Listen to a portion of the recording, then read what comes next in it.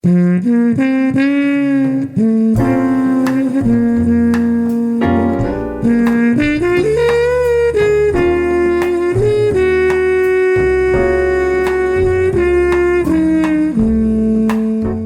biblioteca con Sagrario Fernández Prieto.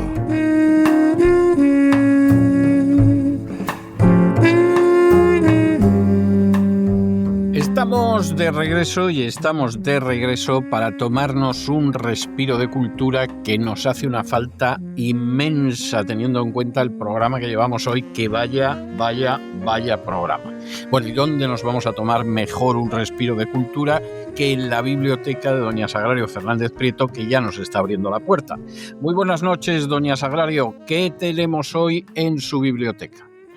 Buenas noches, don César. Pues hoy es el Día de los Clásicos, como siempre el primer jueves del mes, y nos vamos a continuar nuestro recorrido por el siglo XVI para hablar de libros de caballerías, de novelas pastoriles, especialmente de novelas pastoriles, porque ya a mediados del 16, 1558, 59, empieza a decaer la popularidad de los libros de caballerías y comienza el éxito de otro tipo de novela, que es la novela pastoril. Eran novelas que iban dirigidas a públicos más cultos, más reducidos, pero que también tuvieron muchísimo éxito.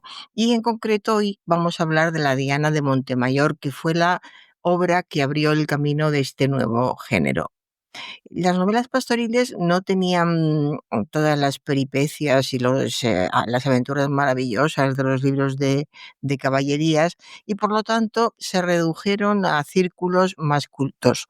Pero aún así, fíjese que en 70 años, de 1559 a 1629, estamos hablando de una época muy lejana, se publicaron más de 40 novelas bucólicas o pastoriles. He añadido, estamos hablando de una época lejana, porque no era lo mismo imprimir entonces que imprimir ahora. 40 novelas ahora es muy poco, en esa época era muchísimo. Y el género bucólico es una manifestación literaria de esta época, del Renacimiento, que hasta entonces había tenido su principal campo en la lírica. Mucha poesía sí había habido en el Renacimiento, pero no otro tipo de obras. Y lo que hacen es recrear, siempre toman la antigüedad como referencia, y fue Petrarca quien modificó y modernizó esta corriente con su Carmen Bucolicum y preparó su florecimiento en el siglo XVI en todas las literaturas de Europa. Ya Carmen Bucolicum eran versos, pero ya habla de algo bucólico, del campo, de una manera de estar y de comportarse diferente. Y como libro fundamental de este movimiento está La Diana de Montemayor. Es uno de los libros más famosos de nuestra literatura clásica y son 7 libros. Se publicaron en Valencia en 1559 y componen una novela pastoril del siglo XVI, la primera en lengua castellana. Y como fue la primera, fue también el modelo para muchas otras que después se escribieron. El éxito que tuvo fue inmenso, no solamente en España, tuvo un éxito inmenso a escala europea. Y de pronto nos encontramos con esa novela, o se encontraron con esa novela traducida al francés, al inglés y al alemán. Insisto, en el siglo XVI. Shakespeare además la tomó como prestada, digamos, de un cuento para utilizarla en su pieza Los Hidalgos de Verona. Es decir, que fue mirada literariamente o metafóricamente hablando por escritores de toda Europa. Vamos a ver, para empezar, quién era Jorge de Montemayor. Montemayor era un cantante y escritor portugués. Era un cantante de aquella época. Parece que ahora, al decir cantante, nos imaginamos otro tipo de personaje. Entonces era normal los cantantes que iban por las cortes interpretando sus propias composiciones o repitiendo alguna que se había hecho famosa, y tenían tanto prestigio que, por ejemplo, Montemayor desempeñó altos cargos palaciegos en la corte española. Era un hombre que estaba muy dotado para la poesía, que también compuso e imprimió un cancionero en 1554. Y en cuanto a su novela pastoril, que es lo que nos interesa hoy, fue editada en Valencia y Milán por vez primera en 1559. Y es una novela inspirada en la Arcadia. La Arcadia se escribió en 1504 del italiano Jacopo Sannazzaro, y es como ella una mezcla de prosa y de verso. Y es un poco, son muy curiosas estas épocas en la que los escritores tenían muy pocos medios, se publicaba menos, nos parece que no debía de ser fácil poder leer mucho. Sin embargo, aquí tenemos a este hombre, a Montemayor, que lee el libro de la Arcadia de Jacopo Sannazaro y cómo pretende hacer algo parecido a lo que había hecho Sannazaro, que era mezclar prosa y verso, y al mismo tiempo toma bastantes textos de los diálogos de amor de León Hebreo. Es decir, que la obra tiene un poco de muchas cosas y es un libro realmente interesante, y sobre todo no olvidemos la época, a mediados del siglo XVI. Y así lo que hizo fue irla ampliando poco a poco. Cuando iban saliendo sucesivas ediciones, pues cada vez estaba más ampliada. Por ejemplo, en la de Valladolid, que se salió en 1561, introdujo cambios en el texto que después se reprodujeron en ediciones y traducciones posteriores. Es decir, que se podía iniciar una obra con un número determinado de páginas, y al cabo del tiempo ese libro era mucho más grueso y tenía muchísimas más páginas. Era una manera de concebir la edición de libros lógicamente muy diferente a la actual.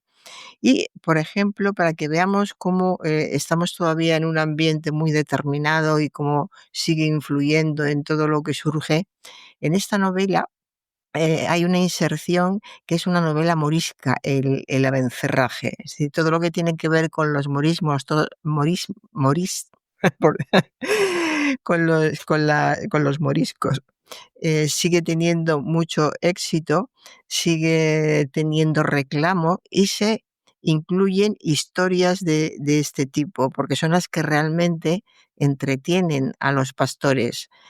Por ejemplo, cuando en este libro están en el palacio de Félix Mena, al final de uno de los libros, del libro cuarto, ahí aparecen estas distracciones y este tipo de literatura. No se sabe, nunca está claro en estas obras ya lejanas quién pudo ser a escribir unas cosas, quién pudo escribir otras, quién hizo esas inserciones, pero el resultado sigue siendo positivo, y después del paso de unos siglos es lo que nos interesa. Cervantes tenía mucha estima por esta novela. De hecho, habla de ella en el Quijote. En el Quijote hay un episodio con el cura en el que dice, estos, refiriéndose a unos libros, no deben de ser de caballería, sino de poesía, y abriendo uno vio que era la Diana de Jorge de Montemayor, y dijo, creyendo que todos los demás eran del mismo género: estos no merecen ser quemados como los demás, porque no hacen ni harán el daño que los de caballerías han hecho, que son libros de entretenimiento sin perjuicio de tercero.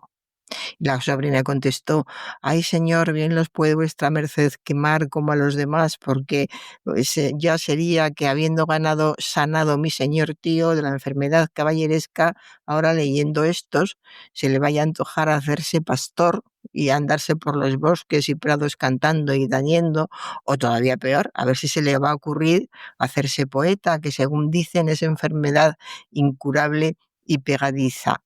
La verdad es que todos los textos de los fragmentos del Quijote da gusto leerlos. Aquí hay un sentido del humor y al mismo tiempo un paseo corto pero instructivo sobre la época realmente muy, muy interesante. Pues bien, Comenzamos con la Diana de Montemayor, que se quemó en muchos hogares de esa época, se quemó. Este texto impulsó 2 secuelas separadas en español, publicadas ambas en 1564. La segunda parte de la Diana, de Alonso Pérez, y Gaspar Gil Polo publicó su Diana enamorada. Y algunas veces estas secuelas de la obra se publicaron juntas, por ejemplo, en la traducción inglesa de 1598. O sea, que los ingleses, que siempre son muy prácticos y se adelantan y cogen en cualquier siglo y lugar lo que les conviene, pues lo hicieron muy bien y consiguieron un libro de estas características. Y para acercarnos al argumento, vamos a recordar que lo que hace la obra es relatar una serie de casos de amor que atañen a diversos personajes. Explica el caso de Diana, que quiere y es querida por el pastor Sireno y también por otro pastor, Silvano. Entonces ya tenemos aquí un encuentro entre Sireno y un enfrentamiento entre Sireno y Silvano. Lo que pasa es que la vida hace que Sireno se vea obligado a marcharse a otras tierras y cuando por fin vuelve descubre que Diana se ha casado con un tercer pastor que se llama Delio. Diana se da entonces cuenta de su miseria porque se ha casado con un hombre al que no ama y dentro de un matrimonio del que no puede escapar. Y a este caso se le van añadiendo otros que van contando diferentes pastores que habitan en esas tierras. Y todos los casos que van contando tienen el tema del amor como tema principal, ya que el tema principal de la Diana es precisamente el amor. Y siempre contraponiendo 2 tipos de amores, el amor pasional y el amor racional. Porque durante el Renacimiento la corriente neoplatónica que invadió Europa hizo que la mujer se idealizara y llegara a convertirse en una especie de ser divino. Entonces la Diana defiende el amor racional, puro y casto, como contrapunto a un amor pasional que siempre tiene un desenlace fatal. Los pequeños detalles son muy interesantes, como la dedicatoria a un noble, Vilanova. También la dedicatoria justifica el estilo humilde, stilus humildis, que usará a lo largo de la obra el autor. Quiere facilitar la lectura de la obra y entonces lo que hace Montemayor, Jorge de Montemayor, es explicar al principio del libro todos los casos que se van a desarrollar en su libro. De modo que aquí nos encontramos en los campos de la antigua ciudad de León, que es donde transcurre. Ahí hay una pastora llamada Diana, un pastor llamado Sireno, uno llamado Silvano, y sucedió que Silvano se fue y Sireno se quedó con Diana esperando. Y la pastora estaba muy, muy triste, pensaba que se había muerto su amor y se casó con otro pastor llamado Delio, olvidando al que tanto había querido. ¿Qué es lo que ocurre? No desvelo nada porque supongo que o se conoce o se intuye. ¿Realmente había muerto? En aquella época había noticia pronta de los que morían en algún episodio bélico. Pues no. Pasa un año de ausencia y de repente vuelve otra vez el hombre al que quería y se encuentra con que ella está ya casada. Bien, como ves, es como un drama, un folletón, diríamos ahora, pero naturalmente por esas características es por lo que tenía éxito y por lo que a la gente le gustaba oírlo, porque pasaban muchos lances, muchos enfrentamientos muy especiales, personajes que parecen una cosa y luego son otra, mucho amor, mucho dolor, mucha vida cotidiana, la atención, que esto es muy curioso en las obras clásicas, la atención a lo que dicen los mayores de las familias, lo que dice el padre, lo que dice la madre, cómo sufren o se alegran por las cosas que les ocurren a los hijos. Es muy interesante la época y en concreto esta novela también. Se la considera una novela elegante. En los libros de crítica literaria siempre se habla de la elegancia de la Diana de Montemayor. Es como la novela elegante por excelencia. Está llena de epítetos, de paralelismos, de metáforas, de símiles, contrastes, pero se lee bien y se agradece, no resulta pesada, aunque por supuesto no va a ser nunca como una novela del siglo XX o XXI. Pero una novela muy interesante con el que hemos cubierto un recorrido más de los clásicos. Muy interesante, ciertamente. Bueno, yo le voy a dejar hoy con una canción clásica que se llama Diana, más bien Diana, y que entonaba Polanca, que a mí me sigue pareciendo una canción preciosa, lo digo sinceramente. En fin, no hay nada más que la homonimia de las dos figuras femeninas, pero bueno, yo le dejo con Diana, con Diana, y nos encontramos el lunes de la semana que viene, Dios mediante. Un abrazo muy fuerte, doña Sagrario. Igualmente, hasta el lunes. Y con estos compases del Diana de Polanca hemos llegado nosotros al final de nuestra singladura de hoy del programa La Voz. Esperamos que lo hayan pasado bien, que se hayan entretenido, que incluso hayan aprendido una o dos cosillas útiles. Y los emplazamos para mañana, Dios mediante, en el mismo lugar y a la misma hora. Y como siempre, nos despedimos con una despedida sureña. God bless you. Que Dios los bendiga. El programa La Voz es una producción de Artorius Incorporated y al amparo del derecho a la libertad de expresión. No se hace responsable de las opiniones vertidas en el curso del mismo.